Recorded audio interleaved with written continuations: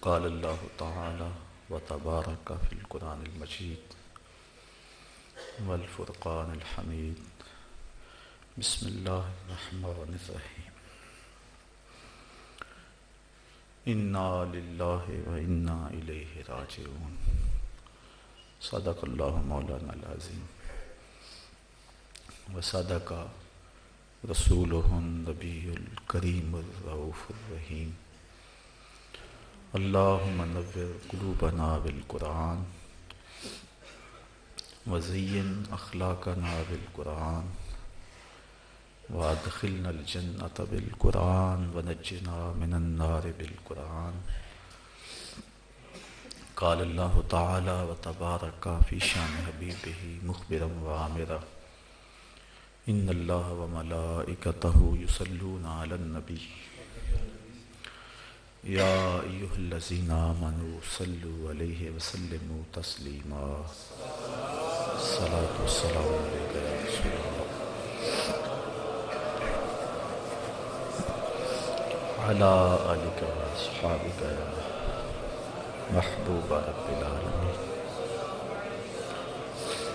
الصلاۃ والسلام علیک یا رسول اللہ وعلی آلک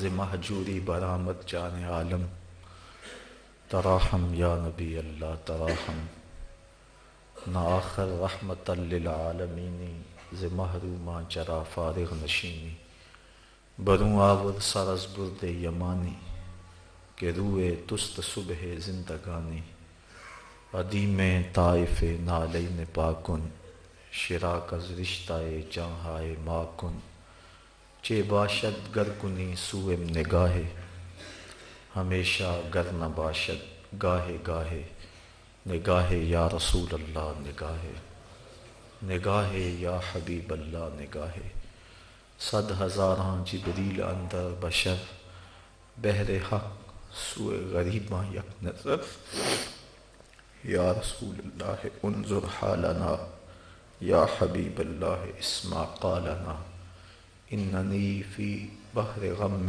مغرق خذ یدی ساحل لنا اشکالنا یا صاحب الجمال و یا سید البشر من وجهک المنیر لقد نفر القمر لا يمكن الثناء كما كان حقه بعد از خدا بزرگ توئی قصہ مختصر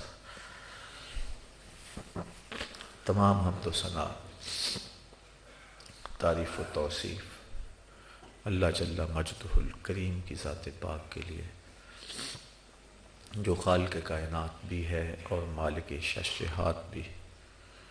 اللہ جل وعلا کی حمد و ثنا کے بعد حضور نبی اکرم شفیع امم رسول محتشم نبی مکرم اللہ کے پیارے امت کے سہارے رب کے محبوب دانائے غیوب مالک رقاب امم فخر عرب و عجم والی کون و مکان سیاہ لا مکان سید انس و جاں سرور لالا رخاں نیر تاباں سرنشین مہوشاں ماہ خوباں شہنشاہ حسینہ تتمہ دوراں سر خیل زہرہ جمالا جلوہ صبح ازل نور ذات لم یزل باعث تکوین عالم فخر آدم و بنی آدم نیر بطحا رازدار ما اوہا شاہد ما طغا صاحب علم نشرہ معصوم آمنہ احمد مجتبیٰ حضرت محمد مصطفیٰ صلی اللہ علیہ وسلم کے حضور ناس میں اپنی عقیدتوں ارادتوں اور محبتوں کا خراج پیش کرنے کے بعد واجب الاحترام ذوی الاحتشام برادران اسلام السلام علیکم ورحمۃ اللہ وبرکاتہ۔ جیسا کہ آپ سب کے علم میں ہے کہ گزشتہ جمعۃ المبارک کو وہ چراغ بجھا جس کے دم سے جہاں میں اجالے تھے۔ میرے والد محترم شیخ طریقت استاذی المکرم اس دنیا فانی سے دار بقا کی طرف رحلت فرما گئے۔ انا للہ و انا الیہ راجعون۔ اللہ کی تقسیم پہ راضی رہنا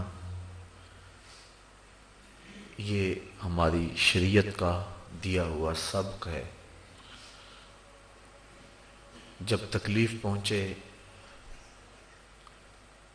کوئی مصیبت نازل ہو تو اس کا احساسات ضرور پیدا ہوتے ہیں۔ غم کے اظہار کے 4 ذریعے ہیں: دل کا غم، آنکھوں کا غم، زبان اور ہاتھوں کا غم۔ دل کا غم اور آنکھوں کا غم رحمان کی طرف سے ہے، زبان کا واویلا اور ہاتھ سے کام لینا یہ شیطان کی طرف سے ہے۔ لیس منا من ضرب الخدود وشق الجیوب ودعا بدعوی الجاہلیہ۔ فرمایا جس نے گریبان پھاڑے، چہرے پہ تماچے مارے، بال نوچے اور جاہلوں جیسی باتیں کی، ہمارا اس سے کوئی تعلق نہیں ہے۔ خوشی کا موقع ہو یا غم کا موقع، شریعت ہمیں جو ضابطے دیتی ہے انہی ضابطوں میں ہمیں رہنے کی تلقین کی گئی۔ اللہ ہمیں ہر زندگی کے مرحلہ مسرت ہو یا وہ مرحلہ غم ہو، شریعت بیضا کو مضبوطی سے تھامے رکھنے کی توفیق عطا فرمائے۔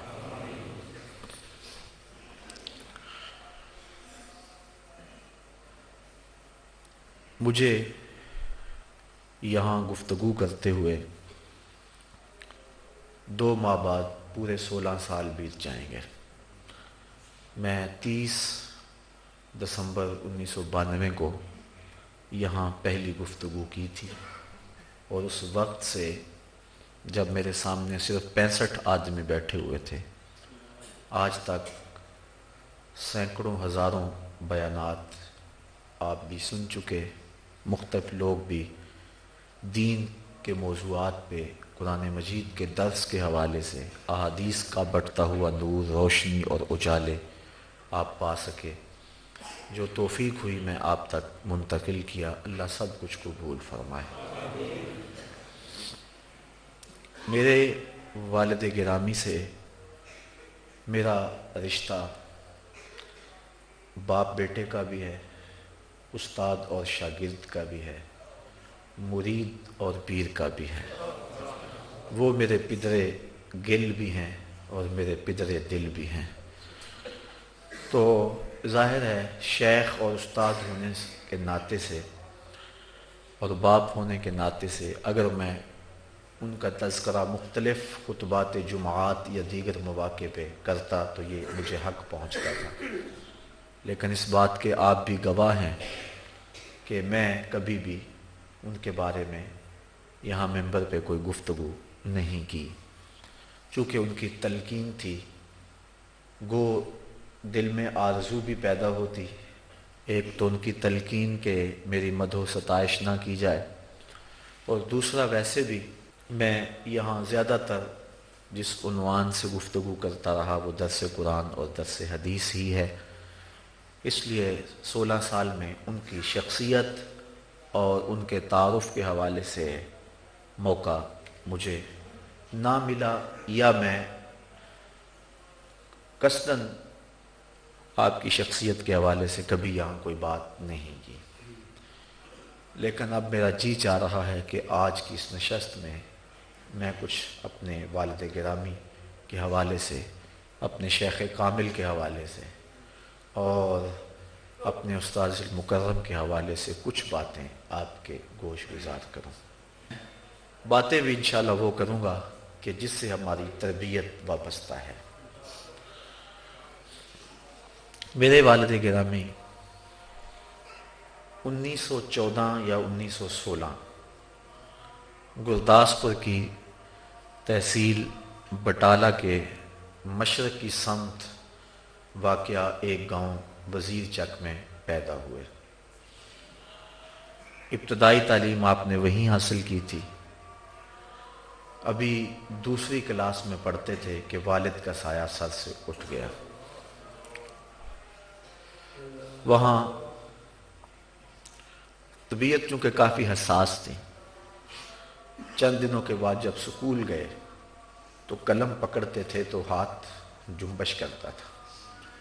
استاد بہت مہربان تھے، انہوں نے گھر بھیج دیا اور ہماری دادی محترمہ کو پیغام بھیجا کہ اس بچے کو بھی گھر رکھیں، جب ضرورت ہوگی میں خود آ کے لے جاؤں گا۔ 1 سال کے بعد وہ دوبارہ گھر سے آ کر ان کو سکول کے لیے دوبارہ لے گئے اور وہاں انہوں نے جو سکول تھا تعلیم مکمل کی۔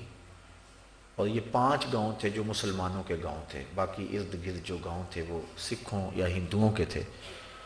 تو یہاں 5 گاؤں میں ایک بزرگ ہوتے تھے، شاہ جی کے نام سے لوگ انہیں یاد کیا کرتے تھے، تو ان کے پاس بیٹھے اور قرآن مجید کی تعلیم ان سے ہی حاصل کی۔ ان کا حلقہ ارادت کافی تھا اور وہ مہینہ مہینہ غائب رہتے تھے مریدین کے پاس دوروں میں۔ تو مختصر اور چھوٹی عمر کے اندر والد گرامی کو انہوں نے اپنے مسلح پہ کھڑا کر دیا تھا۔ ابا جی خود فرمایا کرتے تھے کہ مجھے ہندو اور سکھ بھی میاں جی کہہ کے پکارتے تھے۔ لیل و نہار بیتتے گئے، 8 بھائی اور 2 بہنیں، ان افراد پہ مشتمل یہ خاندان تھا، لیکن 4 بھائی وہیں انتقال کر گئے، ان میں سے 2 بھائی جوانی کے عالم میں انتقال کر گئے۔ اس کے بعد جب تقسیم ہند ہوئی تو آپ وہاں سے ہجرت کر کے پاکستان میں آئے۔ سانگلہ ہل اسٹیشن پہ جب اترے تو اس وقت آپ کے پاس جو آپ کا بیٹا تھا جس کا نام عبدالحمید تھا، سفر کی صعوبتیں اور وہ سارے دکھ برداشت نہ کرتے ہوئے وہ بچہ انتقال کر گیا۔ کچھ عرصے کے بعد ہماری وہ والدہ بھی اس دنیا فانی سے کوچ کر گئی۔ پھر آپ نے اسی گھر میں دوسری شادی کی تو یکے بعد دیگرے 2 بیٹے پیدا ہوئے، لیکن وہ بھی دائی اجل کو لبیک کہہ گئے۔ پھر ہماری ایک ہمشیرہ ہماری اسی والدہ کے بطن سے پیدا ہوئی، اس کی عمر 5 سال تھی کہ ہماری وہ والدہ بھی انتقال فرما گئی۔ والد گرامی نے اب یہ عزم کر لیا کہ میں اب زندگی تجرد میں گزاروں گا۔ اس دوران وہ باقی علوم یہاں ان کی تکمیل کر چکے تھے، قبلہ مفتی صاحب رحمۃ اللہ تعالیٰ علیہ اور قبلہ سید صاحب رحمۃ اللہ تعالیٰ علیہ حزب الاحناف۔ تو آپ نے عزم کر لیا، چونکہ آپ کی جو ہمشیرہ تھی ہماری پھپھو لگتی تھی وہ بھی بیوہ ہو گئیں اور ان کے ہاں اولاد نہیں تھی، انہوں نے یہ سوچا کہ میری اس بیٹی کی یہ پرورش کر دے گی اور میں اب زندگی یکسو ہو کے دین کے لیے گزاروں گا۔ لیکن جب 5 سال گزر گئے اس بات کو بھی، ہماری دوسری والدہ کے انتقال ہوئے، تو پھر جو کچھ ملنے والے تھے ابا جی کے، انہوں نے یہ تقاضا کیا کہ آپ پھر شادی فرمائیں۔ تو پہلے تو انکار ہوا، لیکن یہ غالباً 62 یا 61 کی بات ہے کہ ہمارے والد گرامی نے پھر جو ہے وہ تیسری شادی فرمائی، اور وہ بھی میرے نانا جی فرمایا کرتے تھے، میں نے اپنی ہوش میں انہیں دیکھا ہے، فرمایا کرتے تھے کہ میں جب رشتے کے لیے گیا تو بستی سے باہر ایک شخص جو ہے وہ بھینسیں چرا رہا تھا، کیونکہ میں نے رشتہ کرنا تھا اور مجھے تجسس تھا، میں نے اس کے پاس بیٹھ کر کے معلومات حاصل کرنے چاہی، تو اس نے کہا کہ ہمارا تو اس سے بہت سخت مسلکی اختلاف ہے، لیکن ہمارے اس پورے علاقے میں اس شخص کے کردار کا حامل کوئی دوسرا شخص موجود نہیں ہے۔ تو میرے نانا جی فرمانے لگے کہ میں نے وہیں سے فیصلہ کر لیا اور جمعۃ المبارک پڑھا اور میں نے جب ان کی گفتگو سنی تو میرا وہ فیصلہ جو ہے وہ بالکل قطعی ہو گیا۔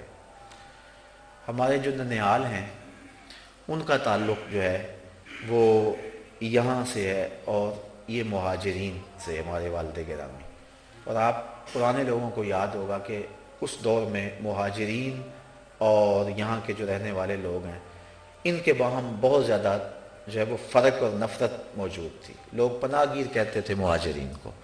تو ہمارے جو خاندان تھے ننیال کے، تو اس خاندان میں مخالفت بھی ہوئی کہ آپ جو ہے وہ پناہ گیروں کو بیٹی دے رہے ہیں۔ عمر کا بھی فرق تھا، لیکن بہرحال میرے نانا جی صاحب نظر تھے اور بڑے ہی نیک اور پارسا لوگ تھے، تو انہوں نے یہ فیصلہ کیا۔ تو اس کے بعد دو ہمشیرہ پیدا ہوئیں، اس کے بعد اللہ تعالیٰ نے بیٹا دیا جس کا نام محمد رکھا، لیکن کچھ دنوں کے بعد وہ بھی انتقال کر گیا۔ یہ بات والد گرامی نے مجھے خود سنائی۔ ساری زندگی ابا جی نے اپنے بارے اگر کوئی بات کرتا بھی تو اس کی زبان کو روکتے، لیکن یہ بات میں نے ابا جی کے زبان سے 2 مرتبہ سنی۔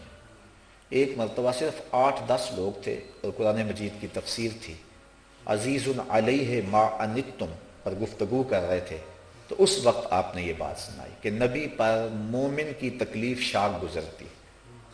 تو اس وقت آپ کی حالت عجیب سی ہو گئی، اور جب آپ نے یہ بات بیان کی تو آپ کا چشمہ دور گرا اور آنکھیں چھم چھم برسنے لگیں، اور ہم سارے ڈر گئے کہ پتہ نہیں ابا جی کو کیا ہو گیا۔ تو ایک مرتبہ تعلیم و تعلم کی گزرگاہوں سے جب میں گزر رہا تھا تو میرے میں تھوڑی سی کمزوری آئی پڑھنے کے حوالے سے، تو مجھے میرے والد گرامی نے فرمایا کہ بیٹا تم کیوں نہیں پڑھتے ہو؟ میں تو جو ہے تمہارے بارے میں انتہائی محبت کے جذبات رکھتا ہوں، اور میں نے تمہیں جو ہے وقف کیا ہے دین کے لیے۔ تو اس وقت انہوں نے مجھے یہ بات سنائی۔ تو جب ہمارے وہ بھائی اس دنیا سے رخصت ہوئے تو ابا جی کہتے ہیں کہ زندگی میں یہ میرے لیے انتہائی مشکل اور پریشان دن تھا، چونکہ بچپن میں باپ کا سایہ سر سے اٹھ گیا، پھر جوان بھائی دنیا سے رخصت ہوئے، اپنی 2 ازواج کو میں نے اپنے ہاتھوں سے لحد میں اتارا، اور اس سے قبل جو ہے وہ 3 بیٹے لحد میں اتار چکا تھا۔ تو بیٹا فوت ہوتا تو اس کے بعد ہماری وہ والدہ بھی چلی جاتی، تو کہا کہ مجھے پھر وہ بیٹا فوت ہوا تو سخت دکھ ہوا۔ تو اس دن ایسے تھا کہ مجھے کچھ ہو جائے گا، یعنی صبر کا پیمانہ چھلکنے کو تھا۔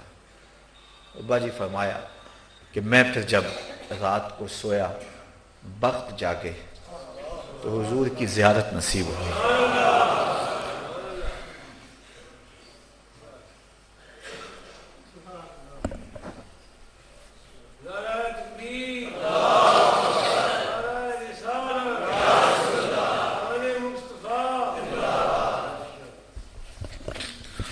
فرمایا کرتے تھے 2 مرتبہ یہ بات میں نے آپ سے سنی ہے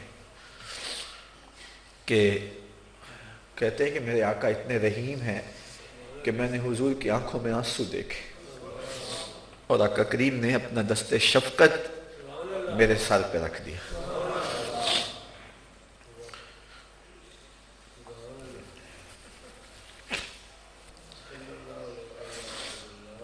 اس کے بعد یہ بات میں یہاں مختصر کرتا ہوں۔ کچھ عرصہ کے بعد حج و زیارت کے لیے حرمین حاضر ہوئے، تو جب یہ 1971 کے آخر کی بات ہے، تو ان دنوں کے اندر 4 ماہ 3 ماہ لوگ جو ہیں وہ بحری جہاز پہ آپ نے سفر کیا تھا۔ تو دوبارہ حج و زیارت کے بعد جب تشریف لائے تو اس وقت میری عمر 21 دن تھی۔ ابا جی کو وہاں اطلاع پہنچا دی گئی، کہتے ہیں میں اس وقت حرم کے صحن میں تھا، تو مجھے صاحب نے جس نے فون سنا اس نے آ کے مجھے حرم میں بتایا تو کہتے ہیں میں دوڑ کر کعبہ کے پردوں سے لپٹ گیا. ایک تو میں نے زندگی کی دعا مانگی اور دوسرا میں نے عرض کی کہ مالک میرا یہ بیٹا تیرے دین کا خادم بنے اور درویش اور عالم بنے.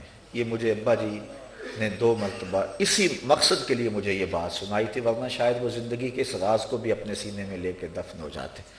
لیکن یہ بات مجھے احساس دلانے کے لیے انہوں نے جو ہے وہ جب سنائی.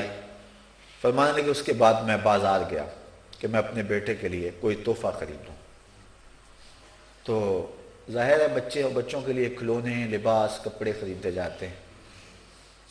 تو فرماتے ہیں کہ میں گزر رہا تھا، میرے دل میں کئی طرح کے خیالات تھے کیا خریدوں. تو کتابوں والی دکان آ گئی تو میں اس پہ چڑھ گیا. تو امام جلال الدین سیوطی کی مصنفہ حدیث رسول پر مشتمل کتاب الخصائص الکبریٰ سب سے پہلے میں نے جو ہے وہ آپ کے لیے تحفہ خریدا. اور ایک دن آیا کہ جب مجھے ہوش سنبھلی اور میرے والد گرامی نے جب مجھے یہ بات سنائی اور اس کے بعد مجھے یہ کتاب یہ آپ کے سامنے ہے میرے ہاتھوں میں دی اور کہا کہ بیٹا میں نے تمہارے لیے سب سے پہلے تحفہ یہی خریدا تھا اور یہی میں تمہارے لیے وہاں سے لے کر آیا ہوں. اس کے بعد اللہ تعالیٰ جل شانہ نے ان کو اور بھی اولادیں دیں. میری 9 ہمشیرہ ہیں جو باقاعدہ حیات ہیں اور ایک 10 سال عمر میں چھوٹا میرا بھائی جس کو آپ سارے جانتے ہیں احمد رضا آپ کے مصطفی. ہم 2 ہی بھائی ہیں. تو پھر آپ نے کچھ عرصے کے بعد کپڑے کا کام شروع کیا. کاموں کی میں انہوں نے انتہائی جو ہے وہ مختصر سی دکان شروع کی اور اس کو ساری زندگی مختصر ہی رکھا. 37 سال بلا ناغہ دلائل الخیرات کا وظیفہ انہوں نے کیا ہے. اور یہ چونکہ ہم نے ان کو عمر کے آخری حصے میں دیکھا ہے. جب ہم نے شعور کی آنکھ کھولی تھی تو اس وقت ابا جی کی عمر 70 سے اوپر تھی. تو اس لیے ہم نے جو ہے وہ ان کی جوانی کے عالم کو یا اس دور کو نہیں دیکھا.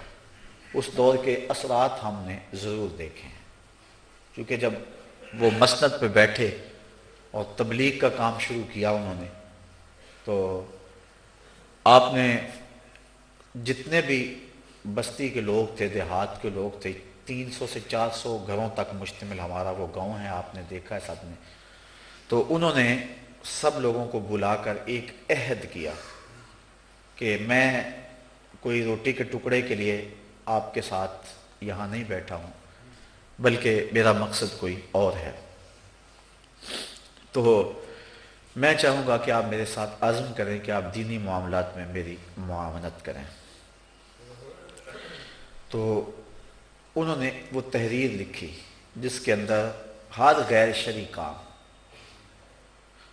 امر بالمعروف اور نہی عن المنکر کے تقاضوں کے بالکل تحت ان سب لوگوں سے معاہدہ لیا کہ ہماری بستی میں نہیں ہوگا. اور اس سے تمام برادریوں کے لوگوں سے دستخط لیے. وہ تقریباً 60-70 لوگوں کے دستخط وہ میں نے بار بار وہ رجسٹر کبھی ابا جی مجھے دکھلا بھی دیتے تھے تو میں نے دیکھا ہے وہ. تو اس کے اندر یعنی یہاں تک کہ باجا گاجا بھی ہماری بستی میں نہیں آئے گا. کوئی شادی ہو، برات ہو تو یہاں باجا بھی نہیں بجے گا. باقی اور بہت سارے معاملات تھے بستیوں میں، جتنی بھی خرابیاں ہوتی ہیں، جو بھی معاملات ہوتے ہیں، سب پر سخت پابندی لگائی. اور جو ہے وہ شریعت کی حاکمیت کا عملی وہاں ظہور ہوا. اور صرف چور چوری کرے تو ہاتھ کٹتے ہیں اور جو ہے وہ قصاص کی سزا قتل ہی ہے، یہ معاملے تو عدالتوں پہ مشتمل ہے. اس سے نیچے نیچے جو کچھ بھی تھا تقریباً وہاں کنٹرول انہوں نے کیا اور اس تحریر پر پورے 40 سال پھر پہرا دیا. اور یہ چھوٹا کام نہیں ہے، یہ میرے باپ کی بہت بڑی کرامت ہے. یہ ادارۃ المصطفیٰ کا آپ جہاں تعارف پڑھیں تو ساتھ لکھا ہوتا ہے احیاء سنت ترویج شریعت کی روحانی تحریک. تو احیاء سنت اور شریعت کی ترویج یعنی شریعت کو عملی رواج دینا، یہ تصور اور یہ آئیڈیا میں نے اپنے بزرگوں سے لیا. انہوں نے اس بستی میں عملی طور پہ جو ہے وہ کر کے دکھایا، اور ساری زندگی وہاں سے نہیں نکلے، فرماتے میں نے اس بستی کی اصلاح اگر ہو جائے تو یہ میری نجات کے لیے کافی ہے۔ تو یہی ان کی خواہش رہی تھی، اور اس سلسلے کے لیے انہوں نے جو ہے وہ وہاں کام کیا، اور 40 سال تک انہوں نے اس تحریر پر جو ہے وہ پہرا دیا اور کسی کو اس سے ہٹنے نہیں دیا، اور یہ ایک بہت بڑا ان کا کام تھا۔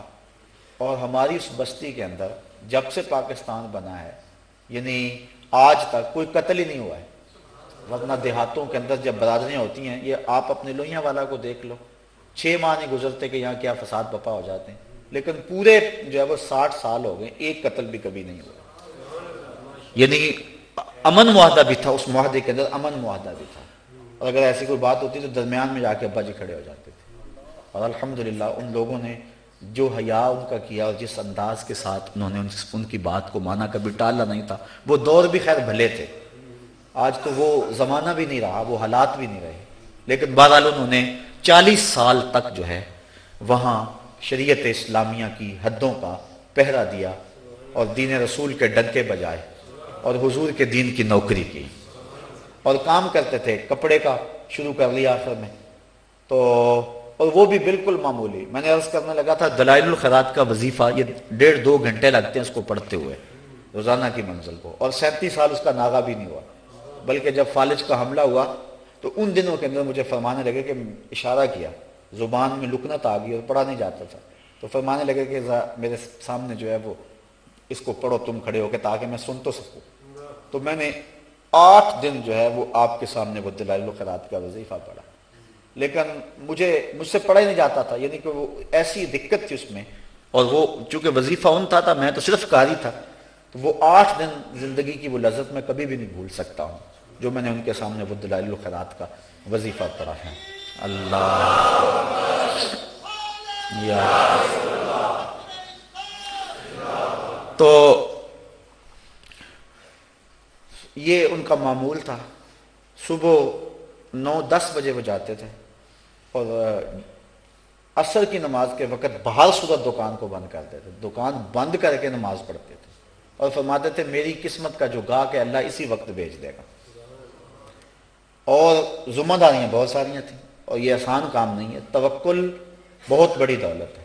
جب انسان کے حالات عجیب ہوں تو پھر بعض اوقات جو ہے وہ قدم لرزش لے جاتے ہیں، یعنی صرف ایک ہمشیرہ کی شادی ہوئی تھی جب ہم نے ہوش سنبھالی، اور 8 ہمشیرہ اور ہم 2 بھائی تھے جن کی شادیاں ہونے والی تھی، اور اس کے بعد پھر ایک ہمشیرہ کی اور شادی ہوئی، پھر 7 ہمشیرہ اور ہم 2 بھائی تھے، اور ابا جی انتہائی بڑھاپے کے عالم میں تھے، لیکن اس کے باوجود عصر کے وقت آ جاتے تھے اور اپنے معمولات پہ ہوتے تھے، اور صبح روزانہ 1 سے لے کر 1.5 گھنٹے تک درس قرآن دیتے تھے فجر کی نماز کے بعد، اور 18 سال کے اندر پورے قرآن کا درس دیا ہے ہم۔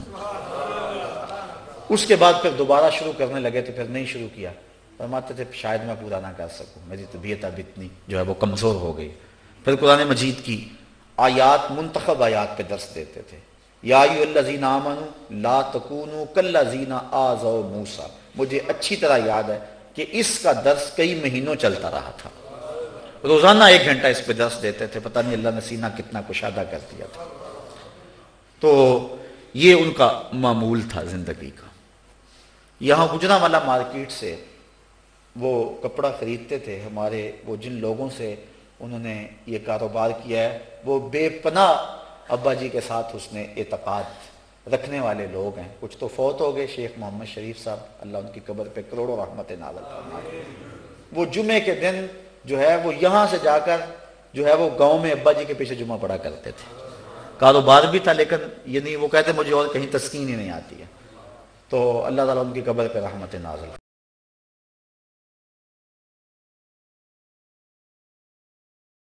یہ چونگیاں